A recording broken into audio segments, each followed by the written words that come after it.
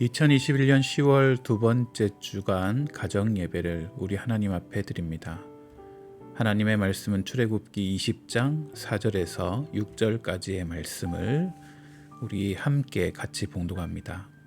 4절 말씀, 너를 위하여 새긴 우상을 만들지 말고 또 위로 하늘에 있는 것이나 아래로 땅에 있는 것이나 땅 아래 물속에 있는 것의 어떤 형상도 만들지 말며 그것들에게 절하지 말며 그것들을 섬기지 말라. 나 내 하나님 여호와는 질투하는 하나님인즉 나를 미워하는 자의 죄를 갚되 아버지로부터 아들에게로 3, 4대까지 이르게 하거니와 나를 사랑하고 내 계명을 지키는 자에게는 1000대까지 은혜를 베푸느니라. 아멘. 오늘은 소요리 문답 44번째 시간 10계명 제2계명 하나님을 향한 예배, 하나님을 예배하는 방식에 대해서 함께 말씀을 나눕니다. 소요리 문답 49번째 질문입니다. 제2계명은 무엇입니까? 제2계명은 너를 위하여 새긴 우상을 만들지 말고 또 위로 하늘에 있는 것이나 아래로 땅에 있는 것이나 땅 아래 물속에 있는 것의 어떤 형상도 만들지 말며 그것들에게 절하지 말며 그것들을 섬기지 말라. 나 내 하나님 여호와는 질투하는 하나님인즉 나를 미워하는 자의 죄를 갚되 아버지로부터 아들에게로 3, 4대까지 이르게 하거니와 나를 사랑하고 내 계명을 지키는 자에게는 1000대까지 은혜를 베푸느니라 입니다. 50번째 질문, 제2계명은 우리에게 무엇을 요구합니까?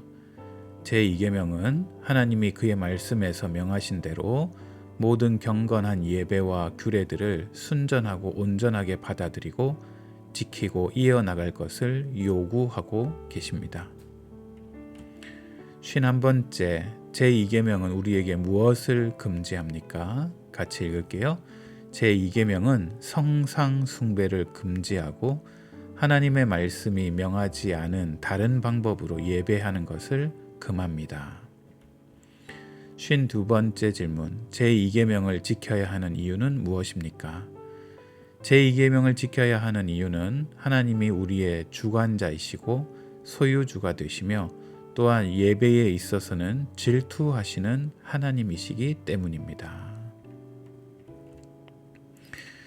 소요리 문답의 구성을 보자면 제2계명은 하나님을 사랑하는 방식에 대한 이야기예요. 49번 질문에는 두 번째 계명이 무엇인지, 50번째는 두 번째 계명이 무엇을 요구하고 계신지, 51번째는 그 두 번째 계명이 무엇을 금지하는지, 52번째 질문은 두 번째 계명을 지켜야 되는 이유에 대해서 함께 얘기하고 있습니다. 먼저 첫 번째로 제2계명이 말하는 것은 우상을 만들어서는 안 된다라는 말씀을 합니다. 출애굽기 20장 4, 5절은 너를 위하여 새긴 우상을 만들지 말고 또 위로 하늘에 있는 것이나 아래로 땅에 있는 것이나 땅 아래 물속에 있는 것의 어떤 형상도 만들지 말며 하나님이 아닌 다른 것들을 우상을 만들어서는 안 된다는 이야기가 제2계명의 중요한 이야기입니다. 두 번째, 하나님의 형상도 만들어서는 안 된다라는 이야기입니다. 하나님 위에 다른 우상을 섬기지 않아야 되는 건 너무나 당연한 문제이고 이 계명이 좀 더 한 걸음 더 나아간다면 하나님이라고 하더라도 그 하나님의 형상을 만드는 건 안 된다라는 거예요. 하나님을 섬기려는 의도로 하나님의 형상을 만들 수가 있어요. 하나님을 너무 사랑하는데 그 하나님을 잘 섬기기 위해서 하나님 모양으로 무언가를 만들고 싶어하는 사람들이 있다는 거죠. 그런데 성경은 이런 하나님의 형상에 대해 만들어서는 안 된다고 이야기해요. 왜요? 하나님은 영이시라고 우리가 소요리 문답을 통해서 배웠어요. 모양도 형상도 없으신 그 영이신 하나님을 형상을 만든다는 것은 그 형상 안에 하나님을 가두어 두는 것과 다르지 않아요. 형상을 만든다는 것 자체가 이미 하나님이 아니라는 것이 전제되어져 있는 거죠. 예를 들어 이스라엘 백성들은요, 자신을 구원해 내신 하나님을 너무나 사랑하고 섬기는 마음으로 송아지 형상을 만들었다고 성경은 이야기하고 있습니다. 그런데 이렇게 송아지를 만들어 예배하는 그들에 대하여 하나님은 진노하시는 거예요. 우상을 만들어서 섬겼기 때문이 아니에요. 하나님의 모양과 형상을 만들었기 때문에 하나님이 진노하시는 거예요. 출애굽기 32장 3절에서 5절에 보시니 모든 백성이 그 귀에서 금고리를 빼어 아론에게로 가져가매 아론이 그들의 손에서 금고리를 받아 부어서 조각칼로 새겨 송아지 형상을 만드니 그들이 말하되 이스라엘아 이는 너희를 애굽 땅에서 인도하여 낸 너희의 신이로다 하는지라. 아론이 보고 그 앞에 제단을 쌓고 이에 아론이 공포하여 이르되 내일은 여호와의 절일이니라 하니. 무슨 말이에요? 이스라엘 백성들이 자신을 애굽 땅에서 구원해 내신 하나님을 사랑하고 섬기는 마음으로 그 형상인 송아지를 만들었다라는 거예요. 그런데 여러분, 요 다음에 보시면 출애굽기 32장 7, 8절에 여호와께서 모세에게 이르시되 너는 내려가라. 내가 애굽 땅에서 인도하여 낸 내 백성이 부패하였도다. 그들이 내가 그들에게 명령한 길을 속히 떠나 자기를 위하여 송아지를 부어 만들고 그것을 예배하며 그것에게 제물을 드리며 말하기를 이스라엘아 이는 너희를 애굽 땅에서 인도하여 낸 너희 신이라 하였도다. 그들이 하나님을 섬기며 애굽 땅에서 인도해낸 하나님께서 송아지 형상으로 만들어 예배를 했는데 하나님께서는 그들에 대해 뭐라 얘기하느냐? 마치 하나님을 위해 부어 만든 것처럼 보이나 그것은 자기를 위해 부어 만든 우상이고 하나님의 모양을 만드는 것은 금지하였다라는 이야기를 하고 계시는 거죠. 그래서 어떠한 경우에라도 하나님의 형상을 만들어서는 안 된다는 거예요. 근데 로마 카톨릭의 위험이 있어요. 종교 교육을 위해서 하나님이나 성인들에 대한 형상을 만들어요. 그리고 그 형상을 숭배하기도 하고 조각을 숭배하기도 하고 그림을 숭배하기도 하고 또 성상이라고 해서 거룩한 상이라고 숭배하고 그 앞에서 예배하는 경우가 있다는 거예요. 실제로는 그것들을 마치 우상처럼 섬기고 있는 것과 다르지 않다는 거죠. 이것은 십계명 제2계명을 어기는 매우 위험한 행동이라고 할 수가 있습니다. 세 번째, 만든 우상을 섬겨서는 안 된다는 거예요. 무슨 말이에요? 출애굽기 20장 5절에 그것들을 절하지 말며 그것들을 섬기지 말라라고 하는 거예요. 만들어 놓은 우상, 그 모양이나 성상을 마치 하나님처럼 그것이 절하고 그것에 대하여 섬겨서는 안 된다라고 하나님께서는 정확히 명령하고 있어요. 네 번째, 우상을 섬기는 것은 굉장히 어리석은 일이기 때문이에요. 사사기 이사야 44장 15, 17절은 이 나무는 사람이 땔감을 삶는 것이거늘 그가 그것을 가지고 자기 몸을 덮게도 하고 불을 피워 떡을 굽기도 하고 신상을 만들어 경배하며 우상을 만들고 그 앞에 엎드리기도 하는구나. 그 중에 절반은 불에 사르고 그 절반은 고기를 구워 먹고 배불리며 또 몸을 덮게 하여 이르기를 아하 따뜻하다 내가 불을 보았구나 하면서도 그 나머지로 신상 곧 자기의 우상을 만들고 그 앞에 엎드려 경배하며 그것에게 기도하며 이르기를 너는 나의 신이 나를 구원하라 하는도다. 여러분 너무 바보 같은 일 아니겠어요? 나무에 땔감을 삼아서 그것을 고기를 구워 먹고 또 몸을 따뜻하게 하고 집안을 따뜻하게 해서 그렇게 사용하는 그 나무를 가져다 사용을 하면서도 또 어떤 나무는 그렇게 깎아서 부어 만들고 너는 나의 신이니 나를 구원하라 하고 그 나무에게 절을 하고 있다면 이것만큼 어리석은 게 어디 있겠어요? 나무나 돌을 깎아 만들고 그것이 나의 신이라고 여기고 그 앞에 고개 숙이고 그것에게 빌고 그것으로부터 나를 구원하게 해달라고 말하는 것 자체가 어리석은 일이다라고 이사야는 이야기하고 있습니다. 왜 우상을 섬기면 안 되는 것이냐? 우상을 섬기면 하나님이 질투하신다고 성경은 이야기하고 있어요. 우상을 섬기면 하나님이 질투하십니다. 출애굽기 20장 5절 나 내 하나님 여호와는 질투하는 하나님이다 라고 분명히 말씀하고 계시죠. 그죠? 질투 그것은요 사랑의 표현이에요. 사랑하지 않는다면 우리는 질투하지 않아요. 그죠? 근데 사랑하면 질투하게 되어져 있어요. 내가 사랑하는 사람이 나 이외에 다른 무언가를 사랑한다는 거 여러분 그 질투하는 거 아니겠습니까? 한나 자기가 낳은 아이도 나를 사랑하니, 아빠를 사랑하니, 엄마를 사랑하니 해서 여러분 결정하는 것 따라 속상하기도 하고 그러잖아요. 그죠? 그런데 이 질투는 사랑하기 때문에 하는 거예요. 하나님이 우리를 질투하신다는 것은 우리로서는 아주 대단한 영광스러운 일이에요. 피조물인 우리를 하나님께서 사랑하셔서 질투하시기까지 사랑하신다? 아니, 나 사랑 안 하면 그냥 버리면 그만이지 뭘 질투까지 하세요. 그런데 그 하나님이 우리에 대해 질투하신대요. 그래서 우상을 섬기거나 만들지 말라, 그리고 그것들에 대해 섬기지 말라 얘기하시는 거예요. 그리고요, 하나님은 이 이계명을 통해 상벌을 아주 확실하게 하십니다. 우상을 섬기는 자들에 대해 확실한 형벌을 허락하시고요, 하나님을 섬기는 자들에 대해는 축복을 더하시겠다고 아주 강조합니다. 마치 저주와 축복을 같이 있는 것처럼 보이나 사실 축복에 대해 더 강조하고 계시는 겁니다.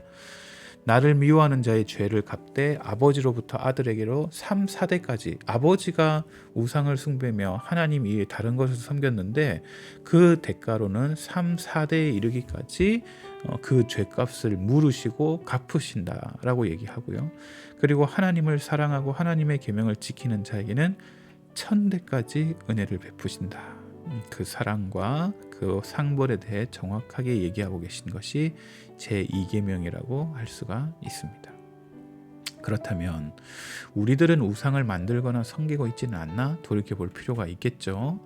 하나님을 믿는 자들은 우상을 섬기지 않는다? 과연 그럴까요?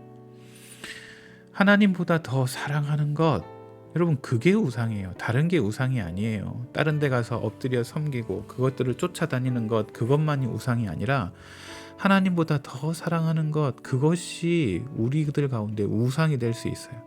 그것이 때로는 학벌이 우리의 우상이 될 수 있고요, 우리의 외모와 우리가 입는 옷이 우리의 우상이 될 수 있고요, 내가 낳은 자녀가 나의 우상이 되어 하나님보다 더 사랑하고 하나님보다 더 쫓아다닌다면 그것이 나의 우상이 되고요, 명예가 나의 우상이 되고 그 앞에 절하기고 명예를 얻기 위해 수단과 방법을 가리지 않는다면 여러분 그건 우상이에요. 물질이나 돈이 우리의 충분히 우상이 될 수가 있어요. 배금주의라고 하잖아요. 금에 대해 절하는 것, 그게 바로 물질이 우상이 되는 거예요. 물질 앞에 꼼짝 못해서 물질이 있으면 할 수 있다 여기는 교만, 물질이 없어서 할 수 없다고 얘기는 그 자괴감, 이 모든 것이 돈을 우상으로 섬기기 때문에 나타나는 모양이다라는 거예요. 그렇다면 우리가 이 제2계명을 잘 깨닫고 실천해야 될 것은 뭘까요? 역사를 통해 아주 소중한 교훈을 깨달아야 되는데, 사사시대에 여러분 여호수아서가 끝나고 사사시대가 넘어가면서 여호수아가 그 백성들을 모아놓고 나와 우리 가정은 하나님만 섬기겠다 했을 때 온 이스라엘 족속들이 무슨 말이냐, 우리도 하나님만 섬기다, 그렇게 약속하고 헌신하면서 여호수아가 마치고 사사시대가 시작됩니다. 그런데 여러분 알다시피 사사시대에 얼마나 많은 우상 숭배가 있었는지, 하나님으로부터 얼마나 많은 징치를 받았는지 몰라요. 왜요? 그들이 보고 들었던 하나님의 인격과 사역에 대해 제대로 그 자녀들에게 교육하지 않았기 때문이에요. 그래서 그 자손들이 우상 숭배하는 지경에 이르게 되고 이스라엘에 대한 하나님의 진노하심이 나타나고 드러나게 됩니다. 그래서 결국 이웃 나라들에 의해 늘 쫓겨다니고 전쟁의 피해자의 역할을 했던 것이 바로 이스라엘 백성이라고 볼 수가 있겠죠. 자, 제2계명은 우리의 인생과 삶 가운데 내부적인 원인을 제공한다는 거예요. 무슨 말이에요? 우리가 하나님을 하나님으로 인정하며 하나님의 자녀들에게 하나님의 말씀을 제대로 잘 가르치지 못하는 것이 사실 그 자녀들이 바알을 숭배하며 우상을 숭배하게 되는 외적 원인을 찾아오게 되고, 외적 원인이 찾아오니 당연히 그 외적 원인의 결과로 이스라엘 백성들이 타락하게 되고 그 타락함으로 하나님의 징계와 벌을 받게 된다는 거예요. 이렇게 징계 벌 모든 계명이 바로 제2계명을 제대로 가르치지 않았기 때문이라는 거죠. 다시 말해 가정과 민족의 흥망성쇠는 어디에 달려있다? 제2계명에 달려있다. 내가 하나님을 잘 섬기는 것, 하나님을 사랑하는 방식을 잘 깨닫는 것, 그때 우리의 가족과 민족의 흥망성쇠가 여기에 달려있다는 거예요. 바알 신앙의 최고조가 어디겠어요? 아합 왕 때 이세벨, 야합 왕의 아내 이세벨로 인해서 바알 선지자와 아세라 선지자를 세우고 여호와의 선지자들 수없이 많은 사람들을 죽였어요. 그때 왕궁의 책임을 맡고 있던 오바댜는 어릴 때부터 여호와를 경외하는 자였다. 성경은 이야기하는데 100명의 선지자들을 굴에 섬기고 그들에게 양식을 공급하면서 하나님 세상을 섬기는 바알신, 물질이 우상이고 세상이 우상이라고 가르치는 그 바알신으로부터 어릴 때부터 하나님을 경외했던 오바댜로 인하여 하나님의 선지자를 굴에 섬기고 그들에게 몰래 공급하는 일들을 하게 되었다라는 이야기인 거죠. 즉 일사각오의 신앙으로 오바댜가 하나님의 말씀대로 살았기에 또 엘리야 이후 엘리사 또 수없이 많은 선지자들이 세워지고 하나님의 말씀에 흥황하는 일들의 시작이 바로 여기서부터 시작되었다라는 거예요. 사도 바울의 신실한 동역자인 디모데도 마찬가지예요. 어릴 때부터 가정에서 신앙교육을 잘 받았다고 성경은 얘기하고 있죠. 내 외조모 로이스, 어머니 유니게의 속에 믿음이 시작되었다. 그리고 성경은 어려서부터 네가 성경을 알고 성경은 능히 너로 하여금 그리스도 예수 안에 믿음으로 말미암아 구원에 이르는 지혜를 너에게 주었다라는 이야기를 성경이 하고 있죠. 개혁주의 생명신학의 핵심은 뭐냐? 오직 성경에 근거하여 성경이 답이다를 외치면서 하나님의 말씀을 전수하고자 몸부림치는 거예요. 성경이 답이라면 이 답을 나뿐 아니라 우리의 자녀들에게, 내 이웃들에게 전해야 되는 것, 그게 바로 우리가 아는 하나님의 말씀이에요. 제2계명은 가정과 사회와 민족의 흥망성쇠를 좌우하고는 육신의 자녀와 믿음의 자녀들에게 제2계명을 가르치는 것보다 아주 위대한 교육은 없다는 사실을 여러분이 알고 가르치시기 바랍니다. 함께 생각해 볼까요? 첫째, 제2계명과 관련하여 로마 가톨릭은 어떤 위험성을 지니고 있습니까?